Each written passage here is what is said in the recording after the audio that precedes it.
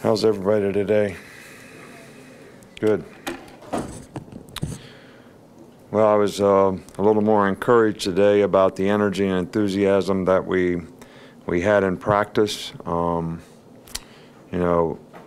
think always in the spring it's a little bit inconsistent, and it seems like the longer you practice, the more inconsistent it gets. But today was a really good day. And I think that players need to understand that having the right energy and enthusiasm in practice is what helps them create the right habits so that they can play at a high level and they're not affected by the circumstances that they're in. If it's warm outside, they have to struggle to finish and sustain. If it's windy outside, we struggle. I mean, none of those things matter in terms of what you need to focus on to be the kind of player that you're capable of being. Hopefully we'll see when we go out and play an A-Day more game-like situation for players. The format for A-Day is to create the best competition that we can. The white team will consist of the first defense and the second offense. And the Crimson team will have the first offense and the second defense. So the ones will always play against the ones. It's the most competitive way that we can have the game. The twos will always compete against the twos. Most competitive way for them. And it's a steak and beans game. So the winner, and we had a draft yesterday, and we drafted some of the other players on the team as well as all the coaches, staff, as to which team they were on. And, the steak gets tablecloths, flowers, waiter, everything they want. And the other guys get paper plates and one big pot of beans. And that's it.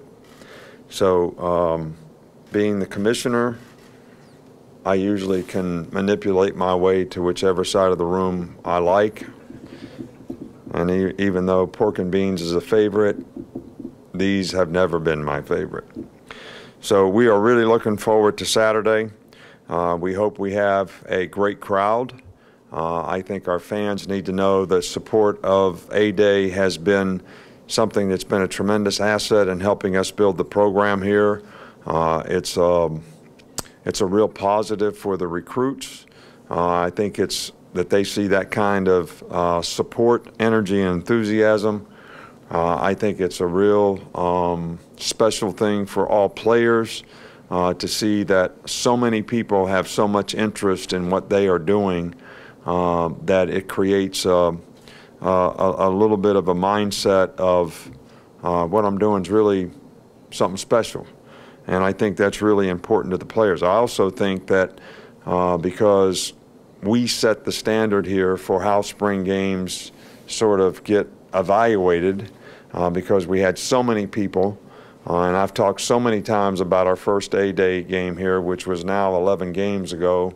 The 95,000 people that were there sort of set the tone for being able to build something special, and that certainly is something that contributed to it. But because of that, now everybody tries to promote their spring game to get as big a crowd as they can, as if that's going to be something that's going to help them promote the kind of energy and enthusiasm to catapult their program forward. So like everything else that we do, we want to do it better.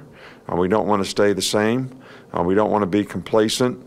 So we'd love to see a great crowd out there to show the support that we have for the program, our team, our players, and certainly the image that we want to portray to all the visitors that we have. The game's going to be on ESPN, so it'll be tremendous exposure for the university and the program with Kirk Herbstreit, Joey Galloway, and so we want to create a very positive A-Day atmosphere. We're excited that a lot of our former players who were great players here are coming back for A-Day. Not only guys that played for us, but guys that have had great careers here in the past and worked so hard to sort of establish the kind of tradition that we have here, which is what makes this a special place to be the coach. Some of our players that are going to be back is Dante Hightower, Mark Ingram, Derrick Henry, Andre Smith, Marcel Darius, C.J. Mosley, and a lot more. So we are always excited to have some of these guys back. Some guys are starting their OTA days this week and would like to come back and can't, but we're always excited to have as many players come back. And I think it's a great indication of the kind of experience the guys had here when they were here, that they're anxious to come back and be great ambassadors for the university and the program and to support the players that are here now. Questions? Start over with John Zener on the left. I'm just wondering how much progress those young quarterbacks have made from practice 1 to practice 14. And is playing in front of a big crowd like this, even if they're all Alabama fans, kind of helpful?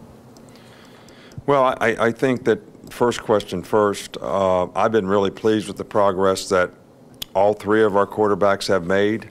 You know, I feel really good about these guys. It'll be interesting to see how they do when they get out there on their own tomorrow. Even though it will be limiting what we do on offense, it'll be limiting what we do on defense.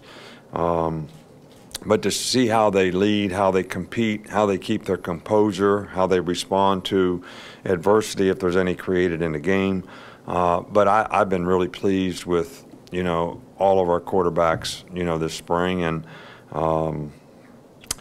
you know, but I think that the thing I've tried to emphasize with the quarterbacks is we got to focus on execution and not trying to make plays all the time, because that's when you get in trouble. All right, just execute the play like it's supposed to be executed and believe and trust in that, and that's what's going to help us make plays rather than trying to create plays or force plays. So got to focus on the process of what you have to do to make it a positive play, and our consistency in doing that has been better and better all spring. Coach, one thing we don't get to see too much of is place kickers and kickoffs.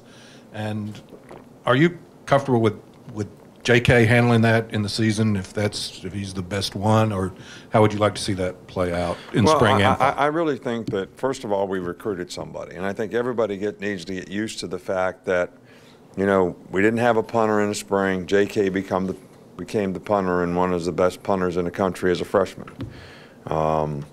We recruited a long snapper, and he was one of the best long snappers that'll probably end up playing in the NFL for some time.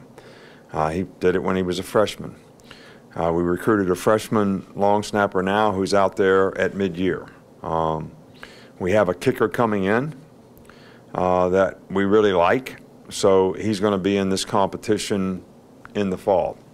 And I can't say how that's going to work out, but we have high hopes that he'll do a good job. J.K. is very, very good at kickoffs. He has done kickoffs in the past. He is good at long field goals.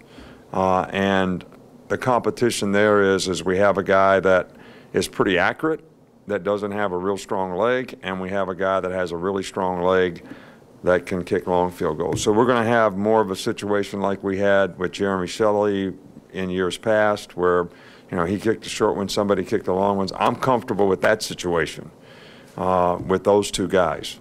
Do we need to improve that? Yeah, but I think everyone can improve at every position. But I also think the competition that's coming in may enhance, you know, that as well. Just want to ask about Bo Scarborough and Damian Harris. Will they be able to participate in A-Day, and what's the latest? Look, I should have mentioned this, but Bo Scarborough could very well. He's done everything in practice. The goal for Bo was that he comes out of spring practice and he thinks he's 100% and he can do everything and he has no problem. And he took almost every rep in practice today. Are we going to let him play in A-Day? No, because we haven't banged him around a lot. There's no sense in doing that. Damian Harris has a sprained foot. He has not practiced, and he will not be in A-Day. B.J. Emmons is still, he's doing some things, but he's not 100% from his foot injury that he suffered last season. All right, so he's not going to participate in the game. Sean Dion Hamilton is also not 100% from his injury that he suffered in the SEC championship game. All right, so those 4 guys are the 4 guys who will not play in the game. 3 of them are running backs, so that leaves us with 3 guys and a couple others. All right, so that's the situation that we are in from an injury standpoint. Michael, right here in the middle. Just want to ask, you kind of touched on it before about how you decide what plays, what kind of playbook you use, how much do you show, how much do you don't show? Does the fact that it's on TV, does that have any impact in how you do it? No, not really. I mean, you know, my theory on it is we want to stay basic to try to get better execution with the players, especially some of the other guys, the backup players that don't have the knowledge and experience. But the second part of that is it would be very foolish to do things that are new to our offense that we would show our opponents that we play early in the season by doing them in the spring game. All right, so just basically taking those 2 theories. I've been coaching for a long time. I can't tell you who won last year's spring game. I really don't ever remember losing one. So if the goal of spring practice is to play better in the season, why would we do anything that would enhance our opponent's ability to prepare for us? In the back with Griff. Nick, I don't think I've ever asked you this. I know what the DBs would get out of you being involved in the drills. What do you get out of that when you're doing that? A lot of head coaches obviously walk around and do everything, but you're always involved every day. What do you get out of that? Well, look, I don't think that when I was growing up in West Virginia that there was no diagnosis for attention deficit. You know, there was none. So I probably have it. So if I'm not doing something, I'm not busy, I'm not shaking my leg. Terry punches me in church for shaking my leg. She punches me in church because when I'm standing up, I'm rocking like this. All right, so I would say that I probably have some deficit in some way, all right, that has never been diagnosed. So it's a way that I keep myself busy. It's a way that I feel like I contribute to help the players. I've told this story many times before. Buddy Ryan was a good friend. I used to go when he was a coordinator at the Bears and I was at Michigan State. As a coordinator, I would go visit the Bears. So he became a friend. And when he became a head coach, we played him when I was in Cleveland at the Browns, when I was a defensive coordinator for Bill Belichick. And he was having a bad season, and everybody thought he was going to get fired, and it was toward the end of the season. And I went out and talked to him in pregame, and I said, buddy, what's the biggest difference between being a head coach and being an assistant? And he said, I was always somebody's best assistant. And he didn't say that in an arrogant way, all right? And he said, I was not my best assistant. So what I learned from that is, you know, he was the best defensive coordinator in the history of ball probably, and had the best defense in the NFL in the history of ball and gave up the fewest points. So if you become a head coach, why wouldn't you contribute in the area that you have the most expertise rather than let somebody else or allow somebody else to do it? That's what I took from it. So I was always a secondary coach. I was a secondary coach when there was nobody. There was 31 teams that had walk-around coordinators, and I was the only one to coach a position, and that was the DBs. So I've always liked it. I've done it everywhere I've been. I did it in Miami. I think the way ball is now, it's hard just to have one secondary coach. You need to split up a lot. We can only have a limited number of coaches. We don't have 2 secondary coaches. So for me to be somebody's GA in the secondary is probably, you know, helpful. I enjoy it with the players. I enjoy the relationships. I enjoy the relationships with all the players, but I don't root for the defense. I don't root for the DBs. I look at everything objectively from a team standpoint. I want us to do well on offense as well as defense, but I feel like I can make the best contribution to the team in that area on defense and on special teams. So that's where I've tried to spend most of my time, and I enjoy it. I like it. I don't think I think I'd be bored to death standing watching. I'm not criticizing anybody that ever stood in a tower, but I would have a hard time getting through practice that way. Come over here to Reiner. We'll do about 3 more quickly. Your program has recently had graduate transfers and some JUCO transfers, but it's been a long time since you guys have had an undergraduate scholarship transfer. Why is that the case? Undergraduate scholarship transfer. We have had undergraduate scholarship transfers. Kendall Sheffield transferred last year. He's talking coming in, Coach. Talking about what? From where? From somewhere else, from another school. I think the last one was like Phelan Jones is what he's talking about, somebody transferring into here. Oh, well, you know, we usually don't have any room.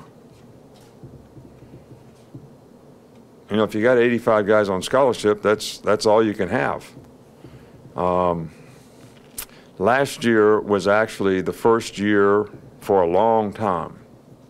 I have to look at the record book, but that we did not have 85 guys on scholarship because of the attrition that we had with some of the guys that left. And you know, if those guys were here now, they'd probably be starting. So they left, went somewhere and sat out, or went to junior college, and now they're going someplace else, but they'd be starting here now if they'd have stayed here. So I don't understand why, but that's not my choice. It's not my decision. We only try to provide the best possible support for the players that are here when they're here and help them be successful every way that we can. 2 more quickly, Alex, then Chandler. We'll be done. Nick, earlier today, you talked on a radio interview about protecting Jalen a little bit last year. I was hoping you would maybe elaborate on that. And also, you talked about developing him more, trying to develop. What have y'all done this spring to carry that along and actually develop him more than you did a year ago? Well, I think that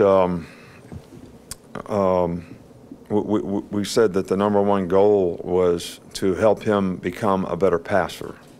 And we have spent a tremendous amount of time on that this spring. And I think he's made progress.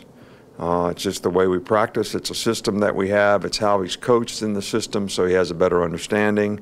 It's trying to do the things in a passing game that he's capable of executing. So, and I think he's made really, really good progress. I think last year the most difficult thing for a young quarterback to do is probably be a drop back passer. And so we tried to create ways, and I'm being very positive, and I was in agreement with what we did, to try to create ways that we could throw the ball, make explosive plays in the passing game without doing a whole lot of drop backing.